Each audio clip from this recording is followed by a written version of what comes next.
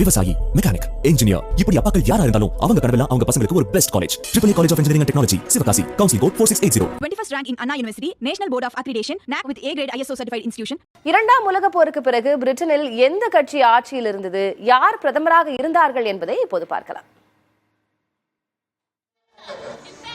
பிரிட்டனில் தொழிலாளர் கட்சியும் கன்சர்வேட்டிவ் எனப்படும் பழமைவாத கட்சியும் தான் மாறி மாறி ஆட்சி புரிந்து வருகின்றன. அந்த வகையில் இரண்டாம் உலகப் போருக்கு பின் 1945ஆம் ஆண்டு நடைபெற்ற தேர்தலில் தொழிலாளர் கட்சி வெற்றி பெற்றது. வின்ஸ்டன் சர்ச்சில் தலைமையிலான பழமைவாத கட்சி மிக பெரும் தோல்வியை சந்தித்தது. அதன் பிறகு 1951 முதல் 1964 வரை பழமைவாத கட்சி ஆட்சியில் இருந்தது. 1964 தேர்தலில் தொழிலாளர் கட்சி வெற்றி பெற்றது. அப்போது 48 வயதான ஹெரால்டு வில்சன் பிரதமரானார். 70 வருடங்களில் மிகவும் இளைய பிரதமர் என்ற பெருமையை பெற்றார். 1970 முதல் 1974 வரை பழமைவாத கட்சியும் அதற்கு அடுத்த 5 ஆண்டுகள் தொழிலாளர் கட்சியும் ஆட்சி புரிந்தன. 1979 தேர்தலில் பழமைவாத கட்சி வெற்றி பெற்று முதல் பெண் பிரதமரானார் மார்கரெட் தாட்சர்.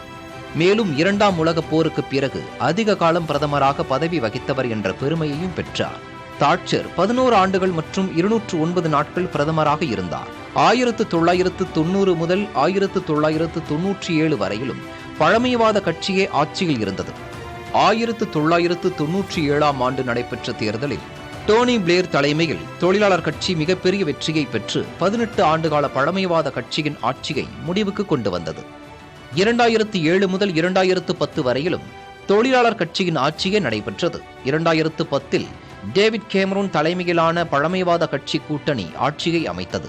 இது இரண்டாம் உலகப் போருக்கு பிறகு அமைந்த முதல் கூட்டணி அரசாங்கமாகும்.